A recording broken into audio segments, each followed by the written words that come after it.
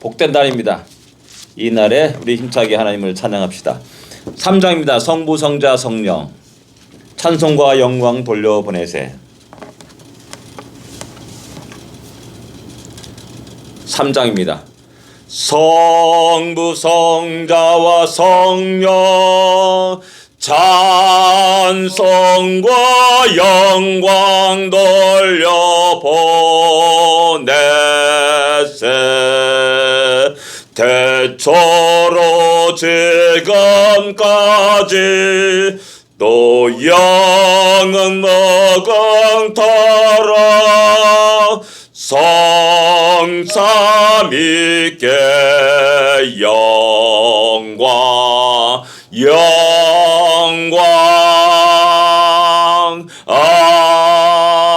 아멘.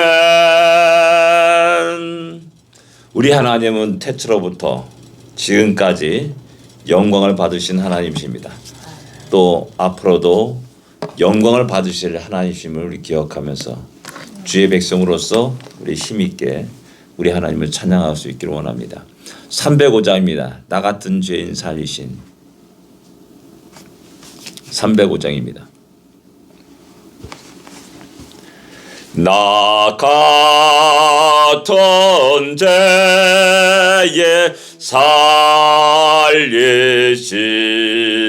주 은혜 놀라워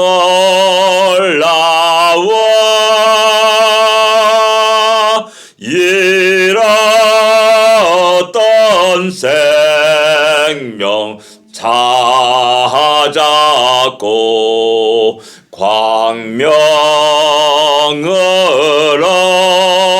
얻었네. 근제약에서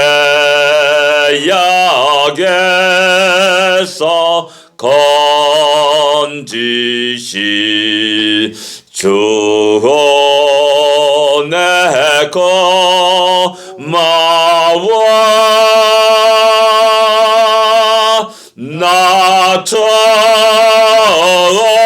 믿은 그 시간 귀하고 귀하다.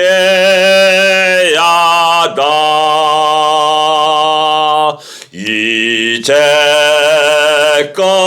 내가 산 것도 주님의 은혜라. 또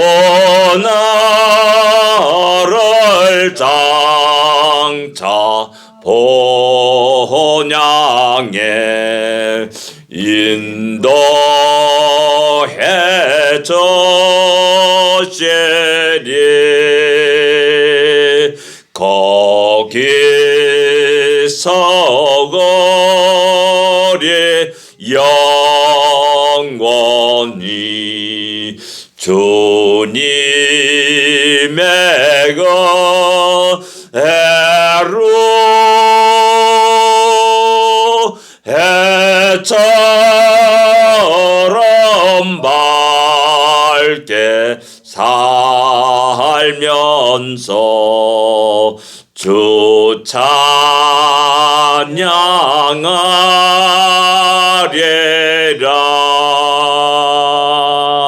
아멘. 하나님의 은혜를 사랑을 너무나 깊이 느낀 노예 선장인 존 누이턴, 그가 이런 노래를 작시했습니다. 이런 놀라운 흥분과 감격은 또한 마틴 루터에게도 있었고 성 어거스틴에도 있었고 또 사도 바울에게 있었고 또 우리에게도 있습니다. 나 같은 죄인을 살리신 그 놀라운 은혜를 기뻐하며 감사하며 또 그네의 힘을 얻어서 다시 힘있게 전진할 수 있고 승리하기를 원합니다. 신앙 고백드리겠습니다. 전능하사 천지를 만드신 하나님 아버지를 내가 믿사오며 그 외아들 우주 예수 그리스도를 믿사오니 이는 성령으로 잉태하사 동정녀 마리아에게 나시고 본디오 빌라도에게 고난받으사 십자가에 못 박혀 죽으시고 장사한 지 사흘 만에 죽은 자 가운데서 다시 살아나시며 하늘을 쌓아 전능하신 하나님 우편에 앉아 계시다가 저리로서 산 자와 죽은 자를 심판하러 오시리라. 성령을 믿사오며 거룩한 공예와 성도가 설교하는 것과 죄를 사하여 주는 것과 몸이 다시 사는 것과 영원히 사는 것을 믿사옵나이다. 아멘. 고린도서 15장입니다.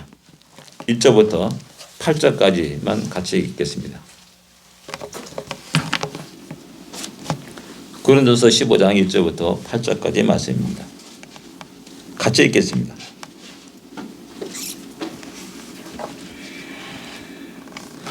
같이 읽겠습니다. 형제들아, 내가 너에게 전한 복음을 너에게 알게 하노니 이는 너희가 받은 것이요 또 그 가운데 선 것이라. 너희가 만일 내가 전한 그 말을 굳게 지키고 헛되이 믿지 아니하였으면 그로 말미암아 구원을 받으리라. 내가 받은 것을 먼저 너에게 전하였노니 이는 성경대로 그리스도께서 우리 죄를 위하여 죽으시고 장사 지난 바 되셨다가 성경대로 사흘 만에 다시 살아나사 게바에게 보이시고 후에 12 제자와 그 후에 500의 형제에게 일시에 보이셨나니 그 중에 지금까지 대사롭고 어떤 사람은 잠들었으며 그 후에 야곱에게 보이셨으며 그 후에 모든 사도에가 맨 나중에 만삭되지 못하여 난 자 같은 내게도 보이셨느니라. 아멘. 15장은 이게 우리 부활장이라 이렇게 말합니다. 많은 사람들이 부활을 증가하는 장이다, 성경이다라고 이게 부분이다라고 이렇게 이야기합니다. 근데 이제 서두에 이렇게 보게 되면은 이게 좀 약간 우리 문화 속에서 이해하지 못한 것이 있어요. 그리고 또 우리가 이해하지 못하기 때문에 이것이 얼마나 큰 사건인지, 이것이 얼마나 큰 놀라운 은혜인지를 모르고 넘어갈 때가 많이 있습니다. 그만큼 우리가 우리 심령이 점점점 황폐되어지고 가문을 그게 완악해지는 그런 과정이라 할 수가 있습니다. 그래서 이 말씀을 이렇게 하면서 좋은 예가 번뜩 생각나더라고요. 얼마 전에 지지난주인가요? 이렇게 신문 읽다 보니까는 이런 기사가 나왔습니다. 오래전에 몇십 년 전에 아들이 이제 대학교를 들어간 거, 미국 사람입니다. 대학교를 들어간 겁니다. 그러니까 아버지가 그 아들을 위해서 프로농구 티켓 2장을 보내면서 공부하는데 힘들지 이번 주말에는 가서 농구 구경해라 라고 보냈다는 겁니다. 그래서 그것을 가지고 이제 친구들, 야, 농구장 갈래? 농구 보러 갈래? 했더니 다 거절했다는 거예요. 그래서 할 수 없이 한 장은 책갈피 속에 집어넣고 한 장을 가지고 농구를 보러 간 겁니다. 그래서 봤어요. 재밌게 봤어요. 그리고 수십 년이 흘렀습니다. 그러다 보니까는 여기 농구 티켓이 있네? 해가지고 이제 그것을 알아봤더니 그 농구 티켓이 수억이 되었다는 겁니다. 그 농구장 그 티켓이 마이클 조단의 데뷔전이었다는 겁니다. 그게 완전히 하나 손 안 댄 새 거로 그냥 탁 해가지고 된 겁니다. 가다가 이제 우리 메뚜기 시장, 장마당 같은 데서 어떤 그림을 샀는데 감정해봤더니 그게 유명한 화가의 그림이라서 수십억의 그 가치가 있는 그림이다라는 그런 것들을 보게 되고요. 또 어떤 사람이 보니까 상당히 어떤 할머니 할아버지 쓰던 반지가 있어가지고 그걸 되게 싸게 사가지고 봤더니 그 보석이 또 진귀한 보석이라서 또 엄청난 돈이 그 돈을 받는 그런 보석이다라는 그런 뉴스를 종종 접하게 됩니다. 그걸 모르기 때문에 어떤 사람은 수십 년 동안 경제적인 어려움 속에서 허덕허덕하면서 살아갑니다. 내 주위에 내 몸속에 그 엄청난 보석이 있고 또 엄청난 그림이 있고 엄청난 수억 원이 되는 티켓이 이 책 속에 있는데 그걸 알지 못하고 지내다가 어느 날 발견합니다. 그 환희와 감격은 이루 말할 수 없다라는 사실입니다. 바로 그 사건을 15장에 이야기하고 있는 겁니다. 그보다 더 놀라운 사건, 그 엄청난 사건, 나의 모든 인생을 완전히 뒤바꿔 놓은 사건, 나의 인생의 모든 방향을 갖다가 터닝한 그 포인트가 되는 그 사건을 갖다가 지금 15장에 우리에게 기록하고 있는 겁니다. 그런데 이제 기록하면서 말하면서 내가 받은 걸 너에게 먼저 전한다. 이는 성경대로 그리스도께서 우리를 위해 죄를 위해서 죽으셨다. 그리고 또한 성경대로 삶에 살아나셨다. 라는 이 말을 우리는 이렇게 흥분되게 읽지 않습니다. 우리 문화가 좀 다르기 때문에 그렇습니다. 우리는 유교와 불교의 전통 속에 살아왔습니다. 그때 뭐 나를 위해서 죽으셨어? 나를 위해서 뭐 살아나셨어? 이런 것들이 그렇게 이렇게 와닿지 않을 때가 많습니다. 그러니까 우리는 거기서 또 하나, 둘 더 설명을 해야 됩니다. 이 사건이 얼마나 크고 놀라운 사건인지를 이야기해 줘야 됩니다. 저는 이 말씀을 하면서 이제 4절 위에 성경대로 살아나셨다라는 이 말씀 속에서 하나 더 우리 문화 속에서 첨가하고 싶은 것이 있습니다. 그게 뭐냐면 바로 이분이 성경에 말한 우리의 메시아다라는 말입니다. 이분이 바로 나를 위해 우리를 위해서 이 땅에 내려오신 우리의 그리스도, 우리의 메시아다. 이것은 바로 성경에 그대로 기록된 바로 그분이다. 그렇게 수많은 사람들이 기다렸던 바로 그 메시아다라는 사실을 우리에게 이야기해 주고 있는 겁니다. 유대인들은 지금도 그 메시아를 기다리고 있습니다. 수천 년을 기다리고 있습니다. 근데 정작 자기 눈앞에 딱 나타나시고 자기들과 함께 이야기하고 말하고 또 음식을 먹고 밥을 먹었는데 그분을 모르는 겁니다. 그분을 메시아로 여기지 않았습니다. 결국 신성 모독한다는 그런 말로 그분을 핍박하였고 결국 십자가에 달려 죽게 하기까지 했습니다.